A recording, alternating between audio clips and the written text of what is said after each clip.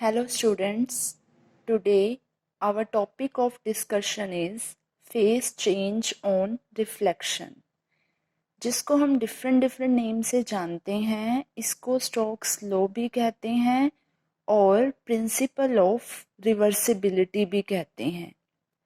तो इस लॉ को अंडरस्टैंड करने से पहले हमें इसकी डेफिनेशन को अंडरस्टैंड करना होगा। डेफिनेशन है, when a light wave reflected at the surface of a denser medium, it suffers a phase change of pi or path of lambda by 2।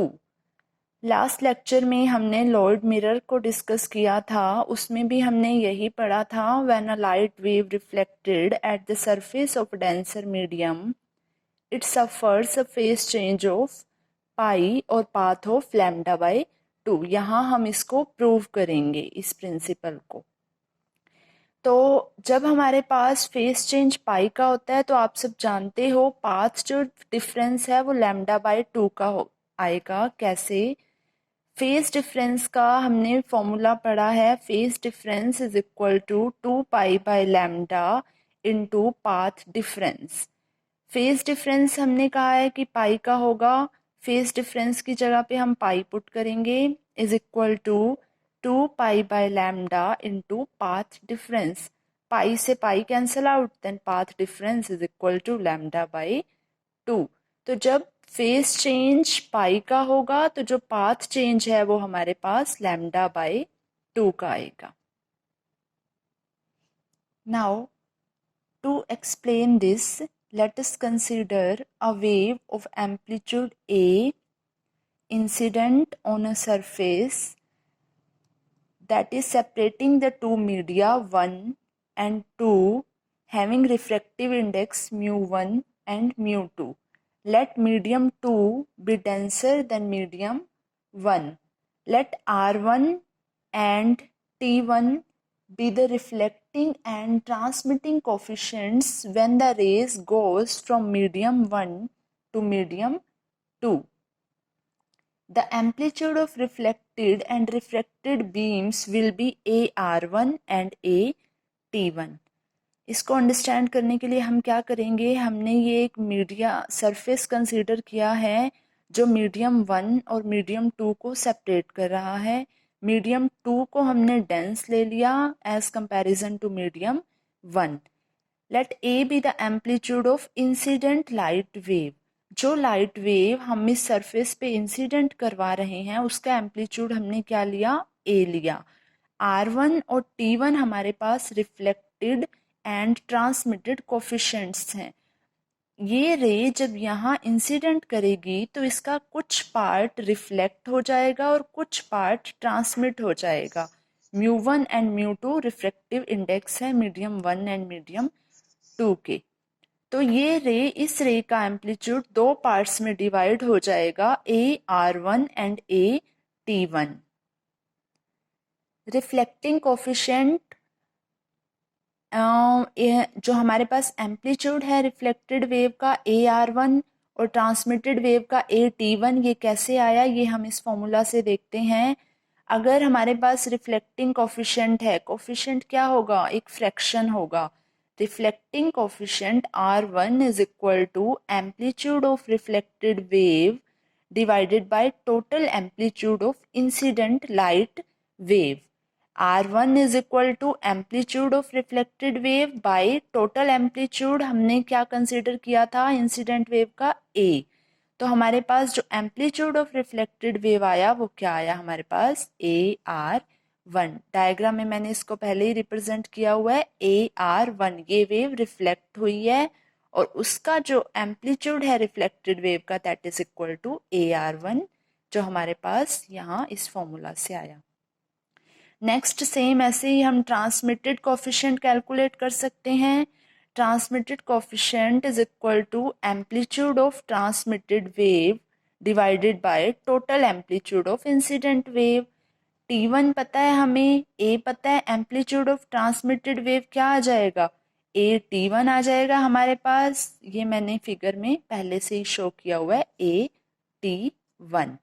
तो जो हमारे पास रिफ्लेक्टेड वेव का एम्पलीट्यूड है AR1 है, और जो ट्रांसमिटेड वेव का एम्पलीट्यूड है वो AT1 है. Now the intensity of incident wave must be equal to the intensity of reflected wave plus intensity of transmitted wave according to the law of conservation of energy. जो intensity होगी हमारे पास incident wave की, ये इन दोनों की intensity के सम के equal होगी. तो हमारे पास एम्पलीट्यूड है, इंटेंसिटी हम देख सकते हैं. So we know intensity is directly proportional to the square of amplitude. तो हमारे पास इंसिडेंट वेव की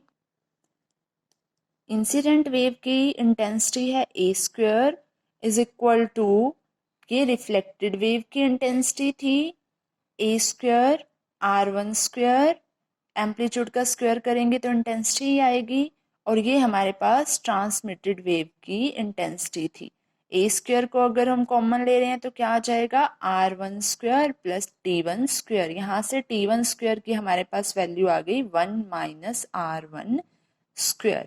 ये T1² की वैल्यू हम आगे पुट करेंगे, 1 - R1² की वैल्यू T1² को पुट करेंगे. अब हम क्या करेंगे, हमने अपने जो हमारा फर्स्ट फिगर है उसमें ये देखा, जो वेव इंसिडेंट हुई उसका कुछ पार्ट रिफ्लेक्ट हुआ और कुछ पार्ट ट्रांसमिट हुआ. अब हम क्या करेंगे, इन रेस को रिवर्स करेंगे. ये अपना पाथ रिवर्स कैसे करेंगी, जब हम यहाँ मिरर पुट कर देंगे. अगर हम यहाँ भी एक मिरर लगा दें और यहाँ भी अगर हम एक मिरर लगा दें तो ये रे क्या करेंगी, अपना पाथ रिट्रेस करेंगी. यहाँ सेकंड डायग्राम में ये दिखाया हुआ है, हमारे पास ये मिरर है, ये वेव थी हमारे पास जिसका एम्पलीट्यूड AR1 था, और ये वेव थी जिसका एम्पलीट्यूड AT1 था. In second case, the light wave having amplitude AR1 that is incident on a denser medium, means going from medium 1 to 2, having reflected and transmitting coefficient must be R1 and T1. अब जो ये रे है वो यहाँ पर जब incident करेगी तो इसका भी कुछ पार्ट क्या होगा, यहाँ रिफ्लेक्ट होगा, और कुछ पार्ट क्या होगा, यहाँ ट्रांसमिट होगा. जब कुछ पार्ट रिफ्लेक्ट होगा तो उसके साथ रिफ्लेक्टिंग कोफिशिएंट आएगा, और कुछ पार्ट ट्रांसमिट होगा तो उसके साथ ट्रांसमिटिंग कोफिशिएंट आएगा. एज इट इज इस रे के साथ होगा. ये रे जब यहाँ स्ट्राइक करेगी तो इसका कुछ पार्ट रिफ्लेक्ट होगा और कुछ पार्ट क्या होगा, यहाँ ट्रांसमिट होगा. डिफरेंस क्या रहेगा, कोफिशिएंट्स का डिफरेंस रहेगा, क्योंकि ये रे जो आ रही है वो मीडियम 1 से मीडियम 2 में आ रही है. तो हमारे पास मीडियम 1 से 2 में आने वाली रे के लिए जो रिफ्लेक्टेड और ट्रांसमिटिंग कोफिशिएंट्स हैं वो हमारे पास R1 और T1 है.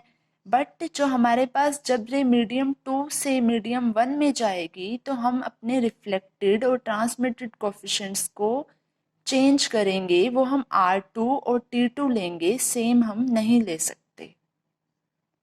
तो हम यहाँ देखते हैं, पहले इस रे की अगर हम बात करेंगे, reflected coefficient same formula use करेंगे, R1 is equal to amplitude of reflected wave by total amplitude of incident light wave.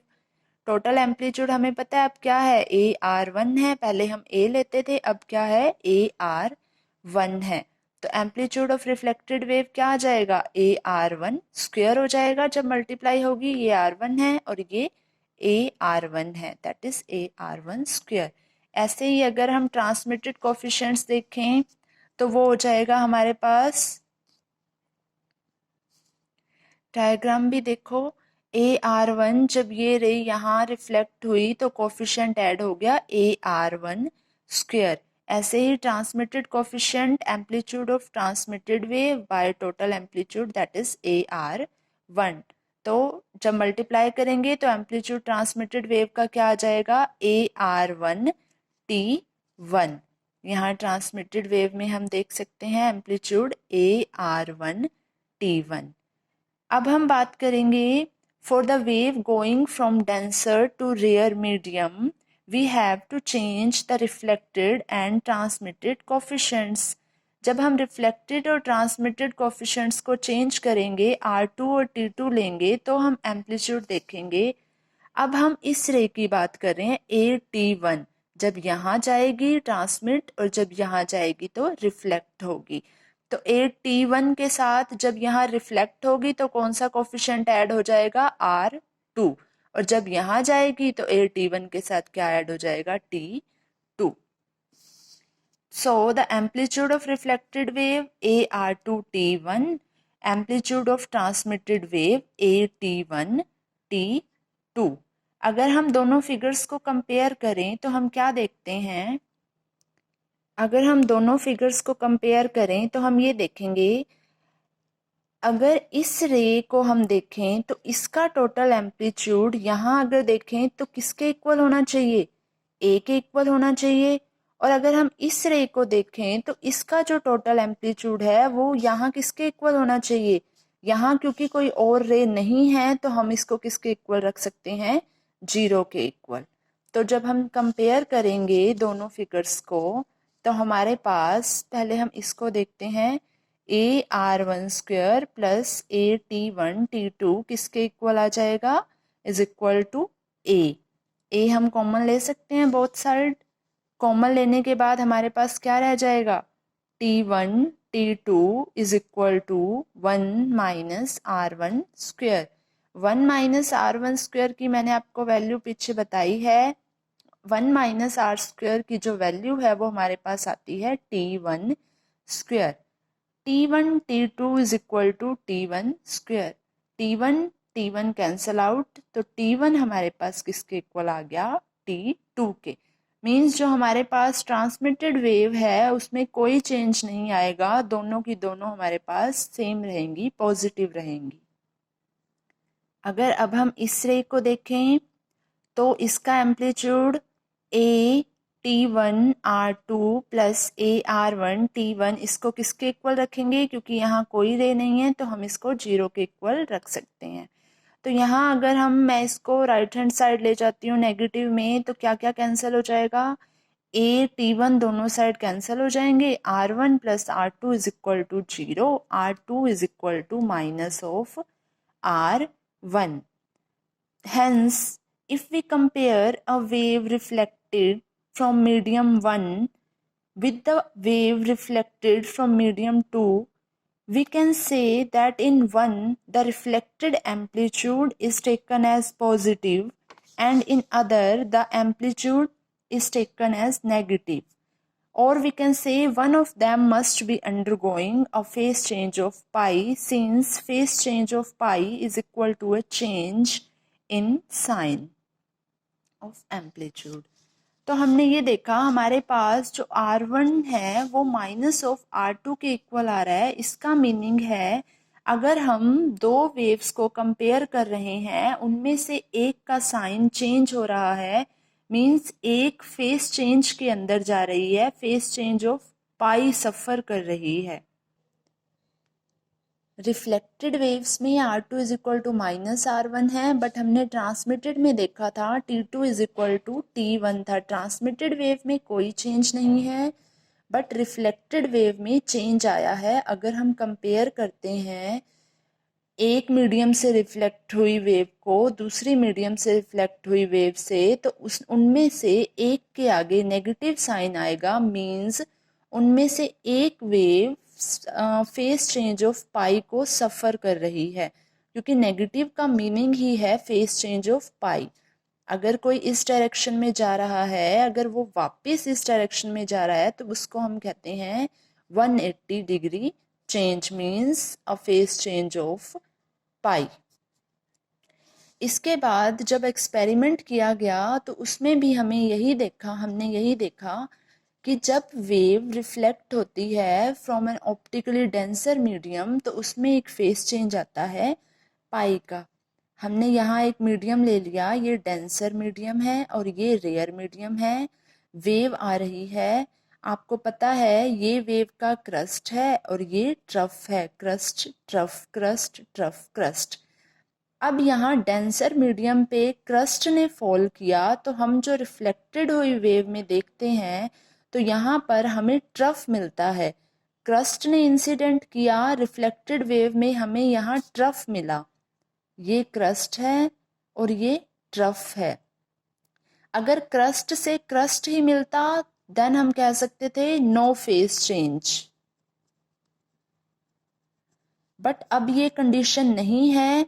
यहाँ डेंसर मीडियम पे जो इंसिडेंट किया है वो क्रस्ट ने किया है और आगे हमें रिफ्लेक्टेड वेव में ट्रफ मिल रहा है।